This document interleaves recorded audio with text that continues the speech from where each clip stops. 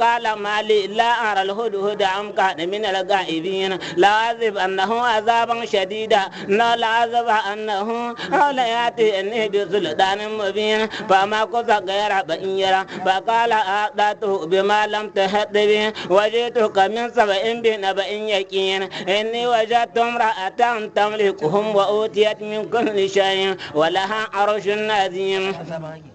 وجدتها وقامها يسجدون للشمس من دون الله وزين لهم الشيطان أعمالهم فصدهم عن السبيل فهم لا يهتدون ألا يسجدون لله الذي يخرج الكواكب في السماوات والأرض ويعلم ما يخفون وما يعلنون الله لا إله إلا هو رب العالمين ألا سننظر أصدقت أم كنت من الكاذبين إذا بكتابه هذا بالكه إليهم ثم تولى عنهم فانظر ماذا